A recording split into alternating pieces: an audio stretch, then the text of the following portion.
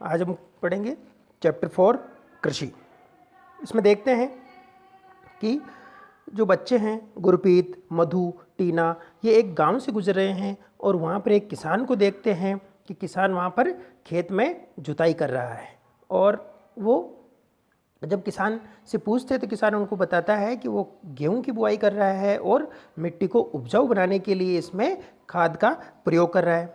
तो बच्चे बोलते हैं कि गेहूं जब वो मंडी में बेचेगा किसान तो गेहूं आटे के रूप में परिवर्तित हो जाएगा और उसके बाद में डबल रोटी और बिस्किट वगैरह उस गेहूं से बन जाएंगे। यानी पौधा जो है और पौधे के जो परिष्कृत रूप है, यानी जो गेहूं है और गेहूं के बाद जो उसके अलग अलग रूपों में जो चीज़ें बनी हैं उन्हें हम 3 प्रकार से समझ सकते हैं जो आपके कोर्स में दिया हुआ है।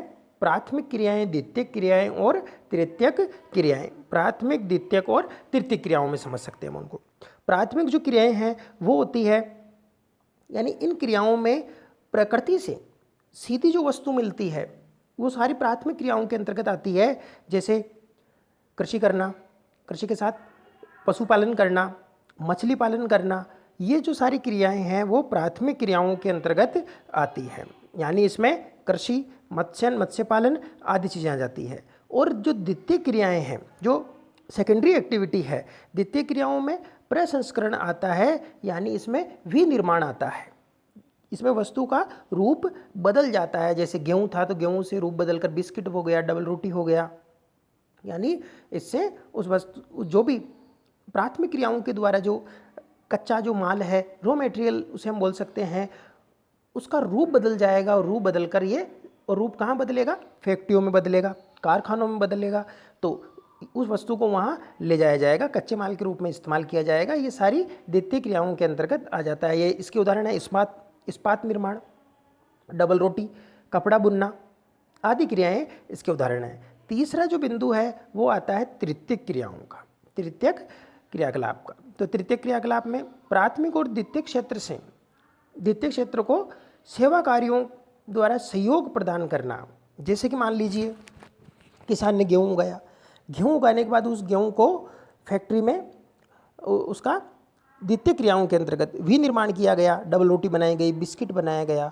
यानी प्राथमिक और द्वितीय क्रियाओं को सेवा कार्यों में, मतलब कि जैसे वो जो डबल रोटी या बिस्किट बना उसे दूसरे क्षेत्रों तक पहुंचाने के लिए यातायात के साधनों की जरूरत पड़ेगी।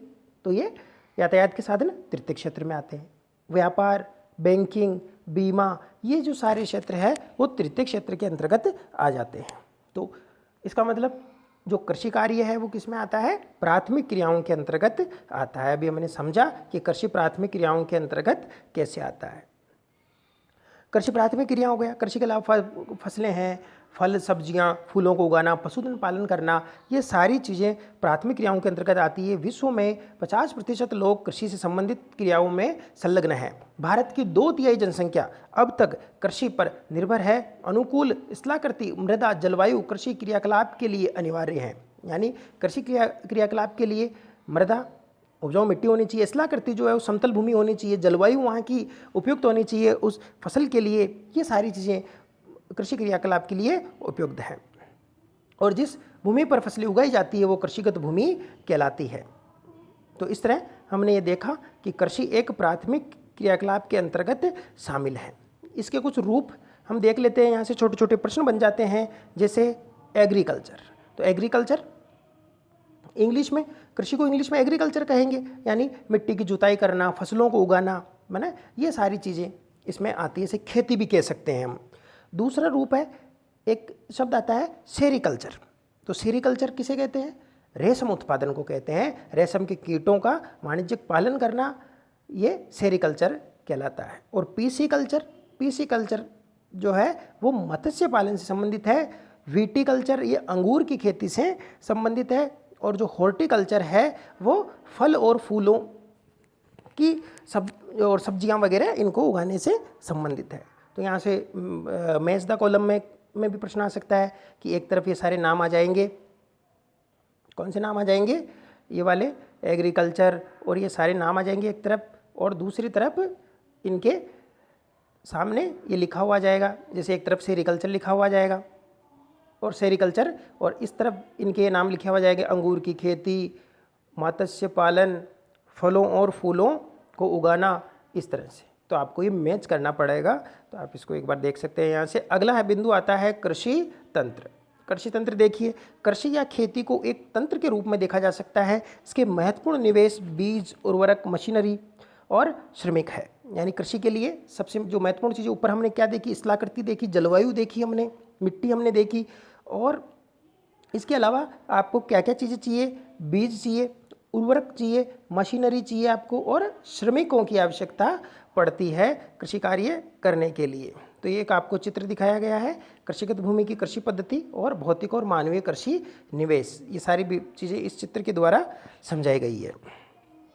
कैसे समझाई गई है देखते हैं। इसमें बताया गया है कि जो जुताई, बुआई और ये छिड़काव का जो काम है, ये वाला ये किसान कर रहा है। इसके अलावा रसायन, बीज और मशीनरी का इस्तेमाल कर रहा है। तो ये सारी चीज़ें हो गई, और इस सारे प्रक्रम के बाद उसको फसल प्राप्त होगी।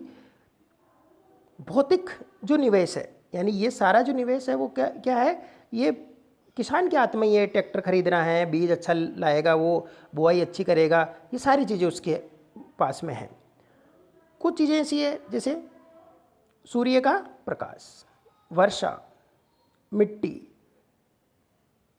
जो ज़मीन है, भूमि है, उसका ढाल, तापमान, ये सारी चीज़ें जो है भौतिक निवेश के अंतर्गत आ जाएगी। और मानवीय जो निवेश है, मानवीय निवेश अभी अपन देखा ही, उसका भंडारण करना, श्रम है, मशीनरी है, रसायन है, ये सारी मानवीय निवेश में आ जाएगी जो मनुष्य के हाथ में है। तो इस तरह से कृषि के प्रकार, कृषि को बच्चों दो भागों में बांटा जा सकता है, निर्वाह कृषि और वाणिज्यिक कृषि। जो निर्वाह कृषि है वो जीवन निर्वाह के लिए की जाएगी, और वाणिज्यिक कृषि व्यापार के लिए की जाएगी। और गहन इस निर्वाह कृषि को भी अलग अलग रूपों में बांटा जा सकता है। इसको एक तो गहन निर्वाह कृषि और आदिम निर्वाह कृषि। जो गहन निर्वाह कृषि है वो एक छोटे भूखंड वाले साधारण औजारों से, अधिक श्रम से, यानी इसमें मानवीय श्रम अधिक लगेगा, छोटे भूखंड पर जो खेती की जाती है, अपने जीवन को निर्वाह करने के लिए, जीवन यापन को के लिए जो कृषि की जाती है वो गहन निर्वाह कृषि है। आदिम निर्वाह कृषि, आदिम निर्वाह कृषि, आदिम यानी पुराना, जो इससे भी पहले की जाती थी, जैसे स्थानांतरित कृषि है, झूमिंग कृषि जिसे कहते हैं, चलवासी पशुचारण है, ये सारे इसमें आ जाएंगे। तो अलग से प्रश्न आ सकता है कि जो स्थानांतरित कृषि किसे कहते हैं।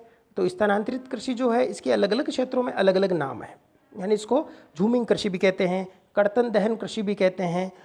और मुख्य रूप से इसमें आपको लिखना क्या है कि यह कृषि किसी एक क्षेत्र में वृक्षों को काटकर या जलाकर उस भूखंड को, उस भूमि को साफ कर लिया जाता है, और वहाँ पर 2 वर्ष या 3 वर्ष के लिए कृषि की जाती है। और वो भूमि जब उर्वरक क्षमता उसमें समाप्त हो जाती है तो उस भूमि को छोड़ दिया जाता है, और नेक्स्ट जगह जाकर फिर से ऐसे ही कृषि कार्य किया जाता है। तो स्थानांतरित कृषि हो गया आदिम निर्वाह कृषि में। और दूसरा रूप है चलवासी पशुचारण। चलवासी पशुचारण में भेड़, ऊंट, मवेशी, बकरियां, ये जो पशुपालन करते हैं और इनसे मिलने वाला जो दूध, मांस, ऊन, खाल वगैरह हैं, ये सारी चीज़ें इनको ये इससे मिल जाती है, चलवासी पशुचारण। और उन क्षेत्रों में किया जाता है जैसे राजस्थान का जो शुष्क प्रदेश है, अर्ध शुष्क प्रदेश है, या जम्मू कश्मीर वाला जो एरिया है, वहाँ पर ये किया जाता है। ये जो नाम दिए हुए हैं आपको कॉपी में लिखने हैं। झूमिंग कृषि कहाँ कहा जाता है, मिल्पा मैक्सिको में, रोका ब्राज़ील में, और लादांग मलेशिया में, ये सारे नाम आपको लिखने हैं। अब दूसरा प्रकार जो था, दूसरा प्रकार है वाणिज्यिक कृषि। गहन में अपने एक तो गहन पढ़ लिया, आदिम पढ़ लिया, आदिम में 2 पढ़ लिए अपन ने, स्थानांतरित कृषि और चलवासी। वाणिज्यिक जो है वो बाजार में जो फसल का उत्पादन हुआ है उसे बेचने के लिए, यानी लाभ कमाने के उद्देश्य से जो कृषि की जाती है, वाणिज्यिक कृषि है। वाणिज्यिक कृषि को अलग अलग रूपों में बांट सकते हैं। एक तो वाणिज्यिक में अनाज कृषि आ जाएगी, जिसमें जो है अनाज, गेहूँ वगैरह बड़े क्षेत्र पर, उत्तर अमेरिका, यूरोप, एशिया आदि सभी बड़े क्षेत्रों में ये जो सैकड़ों हेक्टेयर बड़े फार्मों में ये कृषि की जाती है। दूसरी आएगी मिश्रित कृषि। मिश्रित कृषि में आप क्या जाएगा, इसमें कृषि के साथ में पशुपालन भी किया जाता है और ये ऑस्ट्रेलिया, न्यूजीलैंड वाला जो क्षेत्र है, दक्षिण अफ्रीका वाला जो क्षेत्र है, यहाँ पर मिश्रित कृषि की जाती है। और अगला रूप आता है इसका रोपण कृषि। वाणिज्यिक कृषि में आएगा ये रोपण कृषि। रोपण कृषि में जहाँ फसलें रोपी जाती है, जैसे चाय है, कौवा है, कॉफ़ी है, काजू है, रबड़ है, केला है, ये सारी रोपण फसलों के रूप में आती है। इसमें अगर हम बात करते हैं रोपण कृषि में, तो मलेशिया रबड़ के लिए, ब्राज़ील कॉफ़ी के लिए और भारत, श्रीलंका चाय के लिए प्रसिद्ध है, आदि चीज़ें इसमें आ जाएगी। नेक्स्ट बिंदु आता है मुख्य फसलें। मुख्य फसलों में अब क्या जाएगा? चावल। चावल क्या है? ये विश्व की मुख्य खाद्य फसल है जो उष्णकटिबंधीय और उपोष्ण कटिबंधीय प्रदेशों का मुख्य आहार है। चावल जो है वो इसके लिए जलोढ़ मृदा, चिका मृदा जो है वो उपयुक्त होती है, क्योंकि इसमें जलोढ़ मृदा में जल को रोकने की क्षमता होती है।